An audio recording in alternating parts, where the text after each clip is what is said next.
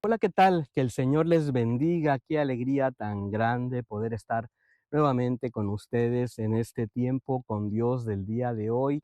Este espacio donde nosotros podemos abrir la palabra del Señor, escudriñar su palabra, encontrar esos hermosos tesoros que podemos de alguna forma traducirlos en principios bíblicos prácticos para nuestra vida y bueno, aplicarlos a nuestra vida cotidiana, recibir la bendición del Señor e ir avanzando en nuestra madurez, en nuestra vida cristiana.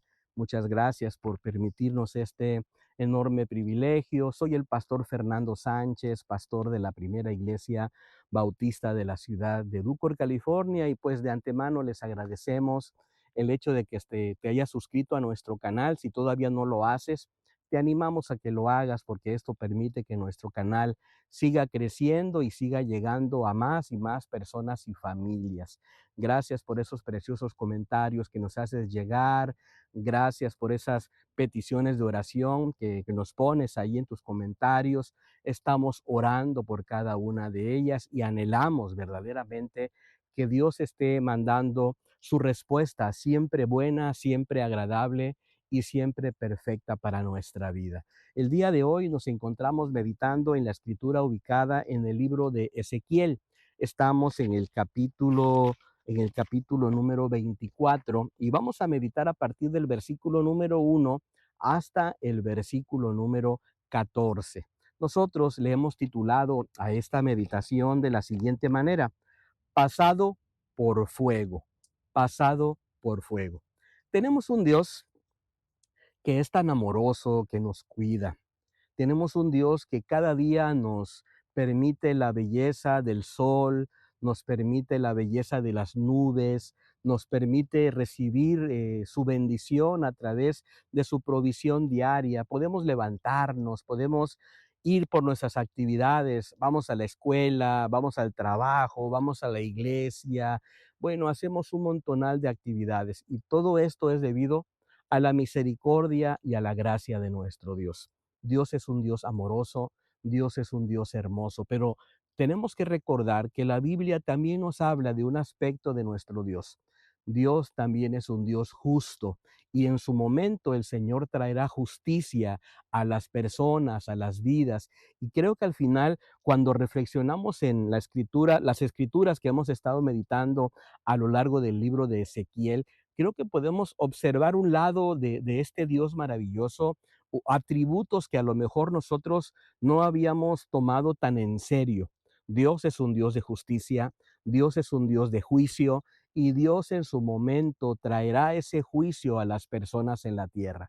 ¿Qué necesitamos nosotros hacer? Bueno, reconocer a este Dios amoroso, venir a su encuentro, pedirle que nos perdone y pedirle que nos ayude a poder conocerle de una manera más personal. Bueno, creo que en esta escritura del capítulo número 24 de Ezequiel podemos aprender un poquito acerca de los procesos que Dios lleva en nuestra vida, acerca de esos momentos donde Dios nos lleva a un horno, donde Dios de alguna forma nos pasa por el fuego, donde Dios de alguna forma va limpiando y va depurando nuestras vidas.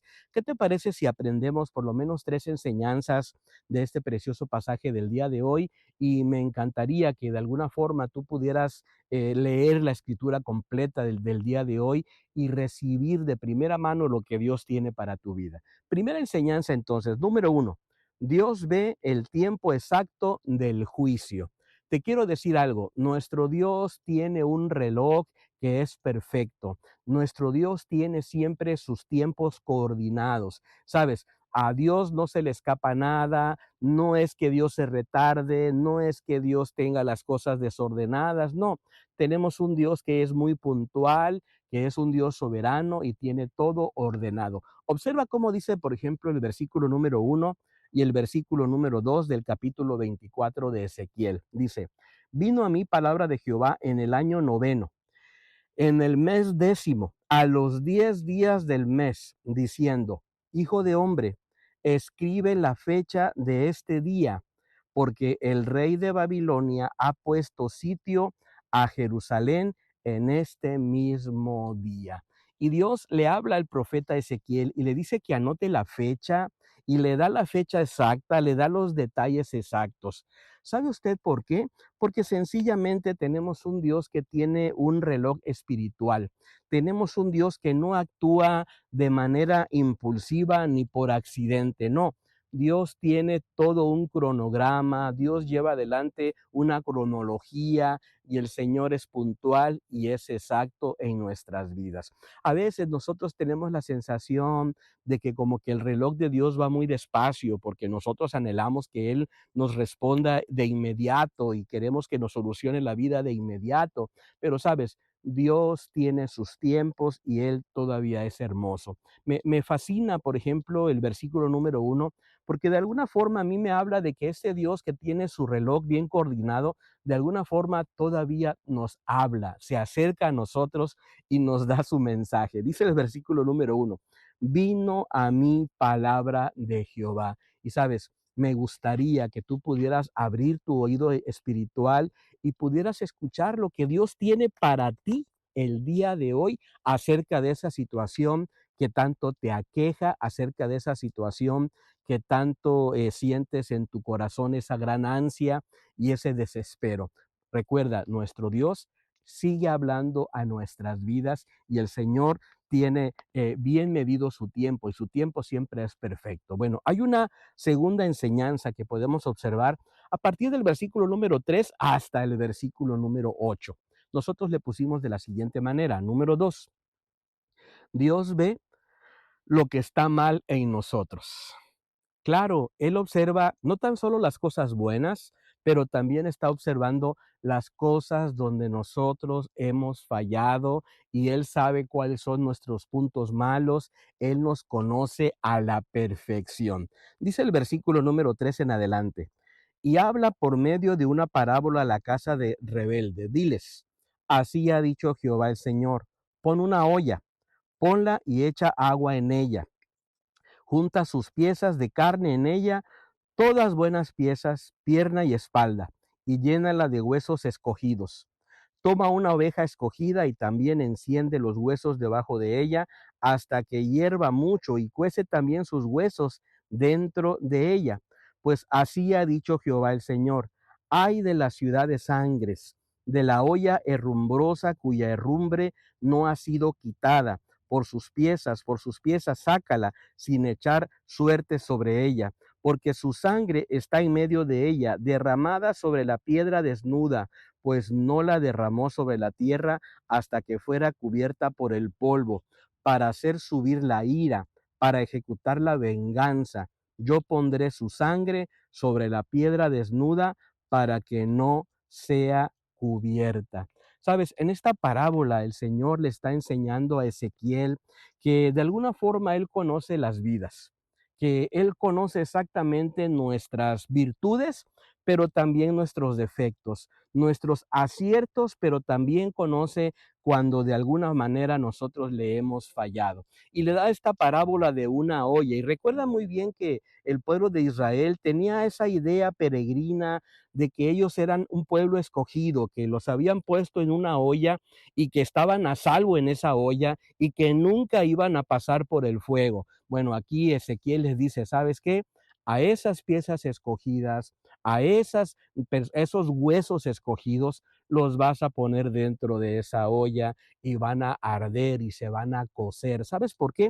Porque de alguna manera recordemos que Dios es un Dios que observa nuestra vida y conoce nuestras actitudes del corazón. Esos buenos pedazos, esas buenas piezas, esos huesos escogidos, de alguna manera iban a ser tratados, iban a llevarse, a ser llevados más bien en ese proceso donde el fuego de Dios iba a estar ardiendo. Y recuerda muy bien entonces que Jerusalén era un pueblo donde Dios había dado promesas a ese pueblo con una historia y con un gran potencial, pero tristemente se habían apartado del camino del Señor. Sabes, muchas veces nosotros andamos igual, no nos damos cuenta de que necesitamos ser evaluados, que necesitamos revisar nuestra vida. En este versículo número 4 y 5, se nos habla, en el versículo 4, 5 y 6, se nos habla de que iban a ser puestas en esa olla. Pero el versículo número 6 dice algo muy, muy inquietante. Dice, pues así ha dicho Jehová el Señor, ay de la ciudad de sangres, de la olla herrumbrosa, cuya herrumbre no ha sido quitada. Y sabes, si nosotros pudiéramos comparar nuestra vida con una olla, nosotros tenemos que revisar que no tengamos ese herrumbre en nuestra vida. Y sabes, el pecado viene a nuestra vida y nos va contaminando y nos va llenando precisamente de ese herrumbre. ¿Y qué tenemos que hacer? Bueno, venir delante del Señor, pedirle a Él que nos perdone, declararle nuestros pecados y recordar que cuando nuestros pecados los presentamos delante del Señor, si nuestros pecados fueran completamente de color, bueno, vendrán a ser como blanca lana cuando nosotros venimos delante de la presencia del Señor. Dios quita la herrumbre de nuestro corazón, Dios quita la herrumbre de nuestra mente, nos va transformando y nos va renovando para que podamos nosotros seguir adelante. No basta con solo tener buenas intenciones en la vida, no, necesitamos determinadamente vivir en santidad, venir delante del Señor y no apartarnos y reconocer nuestra gran necesidad de que Dios nos limpie y de que Dios nos ayude cuando vamos pasando por esos momentos difíciles en la vida que son como pasar por el fuego. Bueno, hay una tercera y última enseñanza que yo quiero compartir contigo con mucho cariño y con mucho respeto. Número 3, Él purificará lo que no se quiso limpiar. Sencillo, Él viene a purificar todo aquello que en algún punto nosotros no hemos querido limpiar de nuestra vida. Dice el versículo número 9 en adelante, por tanto, así ha dicho Jehová el Señor, ay de la ciudad de sangres, pues también haré yo una gran hoguera. Amontonaré la leña y encenderé el fuego para consumir la carne y hacer la salsa, y los huesos serán quemados. Pondré luego la olla vacía sobre sus brasas para que se caldee, se queme su fondo, se funda en ella su suciedad y se consuma su herrumbre. En vano se cansó, pues no salió de ella su mucha herrumbre, que solo con fuego será quitada. En tu inmunda lujuria padecerás, porque yo traté de limpiarte, pero tú no te limpiaste de tu impureza, nunca más te limpiarás hasta que yo sacie mi ira sobre ti. Yo Jehová he hablado, sucederá, yo lo haré, no me volveré atrás, ni tendré piedad, ni me arrepentiré, según tus caminos y tus obras te juzgarán, dice el Señor. Y en esta última parte el Señor habla de que Él en algún momento llevará nuestras vidas a través de esos procesos donde Él va a querer quitar de nosotros aquellas cosas que sencillamente nos están estorbando en nuestra vida. Simbólicamente aquí se le conoce como herrumbre. Y sabes, cuando nosotros hablamos de herrumbre, podremos hablar quizás de esos malos hábitos, de esos pensamientos que nos desvían de la presencia del Señor, de esas actitudes en nuestro corazón que de alguna manera no están de acuerdo a lo que Dios está esperando de nosotros. Quizás se llame amargura, quizás se llame resentimiento, quizás se llame comodidad, que quizás se llame falta de santidad, aquello que de alguna manera va provocando esa gran herrumbre en nuestro corazón y que nos va apartando del Señor. Sabes, Dios permite que llegue el fuego precisamente para purificarnos. No permitas que si estás pasando por un momento de prueba, por un momento donde Dios te está pasando por el fuego, no se ha quitado de ti esa situación que en algún momento te está apartando del Señor. Coopera con el Señor, ríndete a Él y permite que Él venga trayendo esa bendición para tu vida. La corrupción interna no podemos ocultarla, tenemos que declararla delante del Señor y recuerda que Dios tiene paciencia con nosotros, pero recuerda, sin duda Él llevará adelante su juicio, como lo dice el versículo número 14. Yo Jehová he hablado, sucederá, yo lo haré, no me volveré atrás ni tendré piedad. Cuando Dios está determinado a llevar adelante un proceso, Él lo va a llevar adelante.